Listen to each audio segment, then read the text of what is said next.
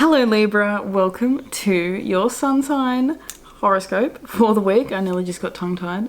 This is for Libra suns as well as risings and progressed Libra suns and risings as well, my loves. So let's jump into it. You guys, boy oh boy, do you have a lot going on in your relationships, my loves. There is a massive connection here between your 9th house and between your 7th house during this Cazimi that we're having this week. And so with Venus being with the sun anyway, it's already, you know, your ruler is Venus, and so you guys are always massively impacted by big Venus transits like this one. So with you guys having this Venus Cazimi in the 9th house and it reaching over here to your 7th house North Node Aries, this is a beautiful time for you to be connecting with people and a beautiful time for you to be expanding on your friendships and your connections and just the people that are around you. With Gemini being on the 9th, you guys are always inverted astrologically because, you know, Aries rules the 1st house naturally. So when we have Libra on the 1st house, we have the entire chart backwards. So Aries is on the 7th house. And so instead of having Sagittarius ruling the 9th house, you have Sagittarius ruling the 3rd house of Gemini and Gemini ruling the 9th house of Sagittarius, which is a dichotomy in itself. But you guys really have this, you know, this opportunity to expand in the ways that I think that you felt really stuck and stifled from over the past few years. And as a Libra rising, my God, have we felt stuck. My God, have we felt stifled. My God, has it been a shitty motherfucking time. The past, since 2019, 18, I don't know, it's just been wild. But basically, guys, this feels like a week where it's like we're getting a little bit of a boost with this sun and a Cazimi with Venus in the 9th to the 7th. It's saying, let's feel happiness again. Let's feel joy. Let's feel excited. It's almost like getting your curiosity back, getting your excitement for life back with this trine between Jupiter and Pluto in your 9th and your 5th house. It really is a time for you guys to be like, let's have some fucking fun again. It really feels like nurturing yourself through actually having fun, nurturing yourself through going on little local adventures. You know, with Gemini in the 9th house, it's like expand yourself locally. Go on a little picnic trip. Go for a 2-hour drive from where you live and, you know, spend the day out. Take your dog, take your friend, take your sibling, you know, take someone that if you feel like you can be silly with and that you can play with and have fun with. That little shit is gonna fucking fill your cup up so goddamn hard. Libra, you guys are really going to feel so excited by just going and doing something a little different, a little bit different than the mundane, because, you know, you got Saturn in the 6th house. It's kind of like things could feel a little bit monotonous because you are focusing so much at the moment on this routine, on this healthy lifestyle, this healthy way of being, this healthy way of living, and having the moon making its, you know, a lovely sextile between Taurus and Pisces as she, just before she hits the, you know, Uranus and then moves into a new moon. This is literally like a last minute opportunity for you guys to see just how valuable it is to have these connections and to be able to, like, you know, on a daily basis ring someone up or have like a deep conversation with your partner or have a deep conversation with a friend or, you know, even a parent, you know, with the moon being there. It just feels like there's really opportunity for you guys to expand through where you are already. It feels like this is definitely a time for you guys to sort of like ground and settle in the space that you're already in. With Uranus being in the 8th house and the balsamic moon being there as she moves towards the new moon, it definitely feels like there could be some shadow stuff that is coming up this week that's going to sort of talk to this Saturn in the 6th. That's going to say, well, okay, the shadows are coming up, but how am I going to work through them on a day-to-day basis? Am I going to get lost in those shadows? And so I'm going to, like, you know, stop brushing my teeth and taking care of myself and doing my hair and all that sort of stuff? Or am I going to use that energy to sort of make a different choice and to propel myself into a way that, into an energy that feels a lot more emotionally clear and emotionally stable? There is an emotional instability that's going on with the Uranus being in your 8th house and having the moon in Taurus where it's exalted but being in the 8th house. So it's like it's in its exalted point, but it's also in its most hated house. So for you guys, it is a little bit of like a dichotomy when the moon's in Taurus, because it's like, yeah, this feels great because it's exalted, but it also feels really weird because it's my 8th house, and it's bringing all this like uncomfortable stuff up that I really sort of have wanted to stuff under the rug. But with Saturn being here, it's like, no, Saturn's bringing things up because Saturn in Pisces wants to forget. And, you know, well, Pisces wants to forget, and Saturn wants you to remember. Saturn wants you to work on that and to remember what it is that made you who you are, if you know what I mean. So I love that this Cazimi is actually happening in your 9th house, because it feels really positive. It feels like it's expanding your mind. It's expanding your ability to communicate and to connect with people and to make yourself more seen. It's feeling more available to people again. Libra, with the South Node being conjunct Lilith in the 1st, this is definitely not a week to be hiding out in your little hermit cave and to be just doing things on your own and to be very much in the do it myself, I can, without anyone else sort of energy. This is definitely an energy of you actually being open to other people and being open to a beautiful, beautiful life. When the North Node is in the 7th house or the North Node is in Libra, that's a blessed life. So you're going for a blessed time in your life, you know. Jupiter's just moved into its detriment Gemini, but it's in your 9th house. So like we were saying with the moon, doesn't like being too much in Taurus in your chart because it's the 8th house. That's why Gemini Jupiter is actually a little bit better for you guys though, because it's in the 9th house. So you see how maybe that's a little bit more negative, but this is actually a bit more positive dichotomy. You guys are really going to be having an attitude adjustment, it feels like.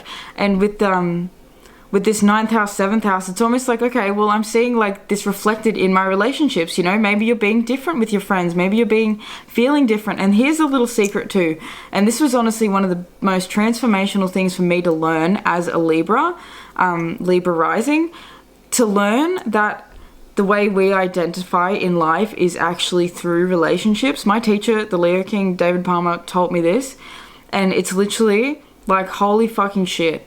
This changed my life, because to realize that I actually do define myself, Aries, the definition, through 7th house, other people, partnerships, relationships. You don't know who you are sometimes, Libra, without actually going out and connecting with other people. If you're just sitting in the house by yourself all the time, isolating, you don't know who the fuck you are. It's not until you actually get out and connect with other people and you start interacting with other people that you're like, oh yeah, this is me, you know? And then you're able to share your opinion, and your opinion is like, oh shit, okay, I feel good sharing my opinion because I'm talking with other people, you know, I'm expressing myself with other people, and I'm able to get that mirroring effect, that feedback, because this is the mirror, you know.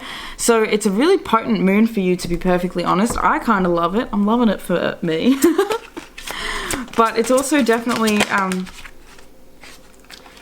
a time for you, I don't want to say to be like reliant on your partnerships and relationships, but definitely to, like, you know, have your communication down pat, and to be making sure that you are prioritizing these relationships and not so much prioritizing your opinion and what you think is right and your own judgments and things like that. This is definitely a time to be open to other people, and definitely with your thoughts and beliefs and stuff as well. It's definitely a time for you to maybe be like, okay, well, maybe I'm open to having been wrong in the past. You know, maybe it's asking your partners and your friends and the people around you for their opinions on things. I know that's hard. And like taking that opinion in and actually using it as fuel for your fire, you know what I mean? With Saturn being in the 6th, we definitely have you in an energy of clearing out the day-to-day shit, and you actually being diligent in your day-to-day life now, and getting your routine on point and structured, and it's been hard with Neptune in the 6th, you know. It's felt very foggy since 2011. You've been pretty much on a quest since 2011 about how to make your daily life actually feel like the most beautiful reality that you could possibly have, because as a Libra rising with you, or Libra, sorry, with you having Pisces on the motherfucking 6th house, you guys need to have a daily life that feels magical. And that, having Saturn there, that is almost like a mission that you're sort of like connected to, the mission that you're sort of on at the moment, which is saying, you know, we need to actually have the beautiful life, and the beautiful life is built through Aries. You know, the beautiful life needs to be defined. What are you defining your beautiful life as? But a beautiful life filled with relationships that really can help you grow and expand. Connection to Gemini, Sun, ninth, you know.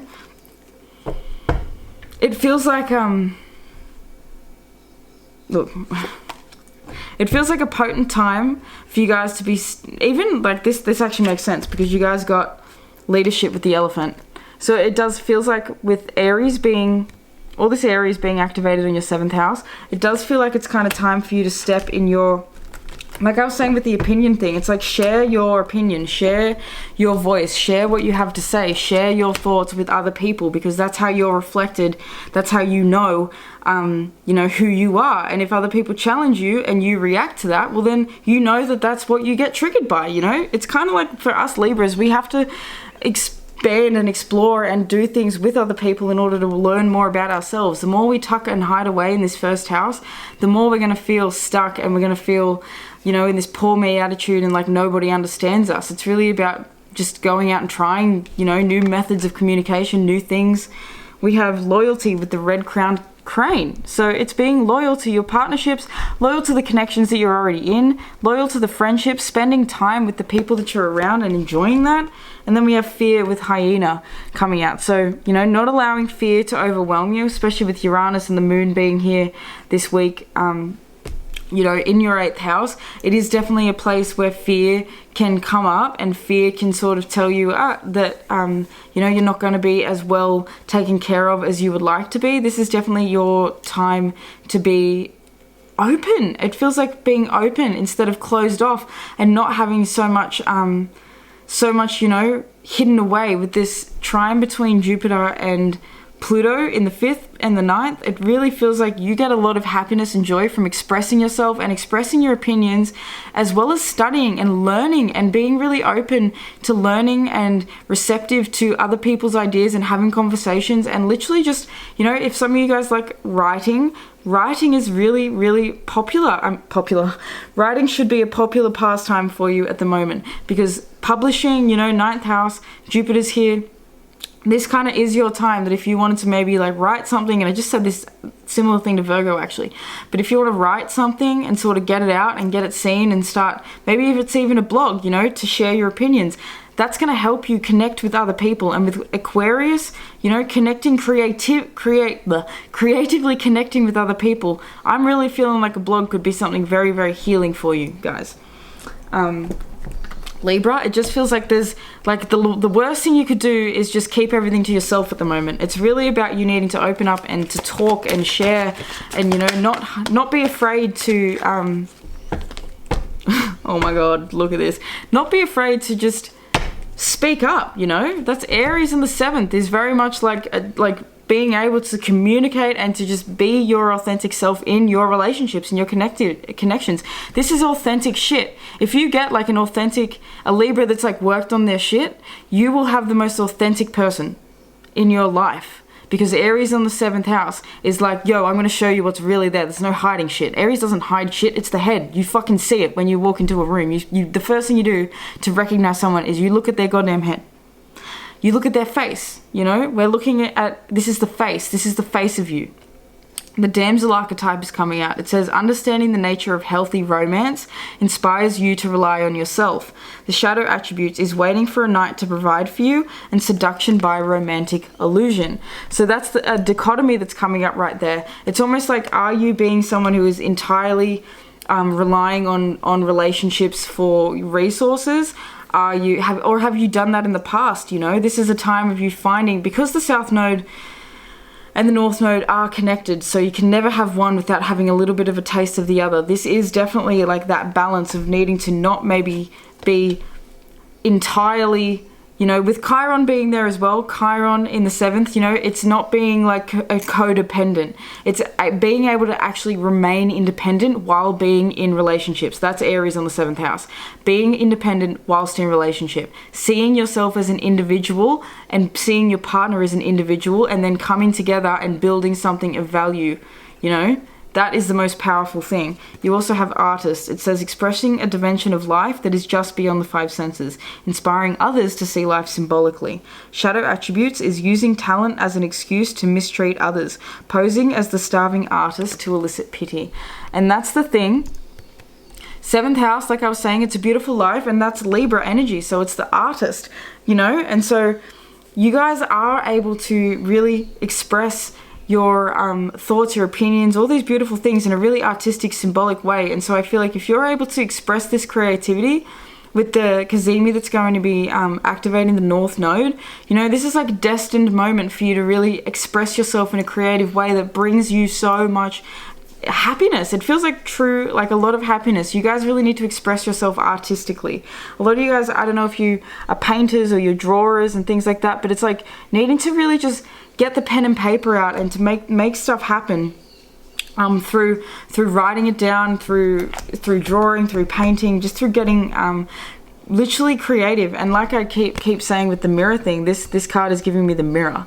So, you know, mirror your relationships and your connections. The people that are around you are going to mirror to you whether you're on the right track or not, through the way they react and respond to you, you know. Not everyone's going to agree with you. It's not about being agreed with, but it's just about what, you know, what vibes you feel like you're eliciting from other people, you know. I feel like you guys have hidden away for a long time, and now it's just time to really allow yourself to be in all of these connections and to be okay with that, and to be able to still, you know, use people's responses as a mirror and to not take things personally, you know, especially with Chiron in the 7th and having Mars there in the week just before you watch this reading. You definitely could have had maybe some weird things come up with relationships, or just, you know, things that you've said not being taken the right way, or, you know, just a little bit of a weird energy around your connections and your friendships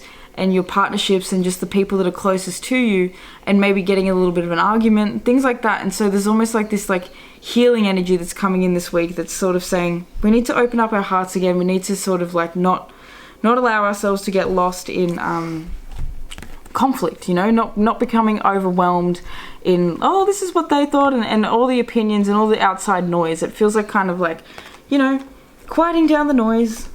2 of Swords, it's like chill out, chill. It feels like chill, Libra. It feels like this is not a time where you have to like go insane. Like relax and let life inspire you, you know. We have the King of Coins and we have the Empress. You guys have more money than you think. You guys are more well-resourced than you think. You guys have, you know, really positive, powerful connections around you.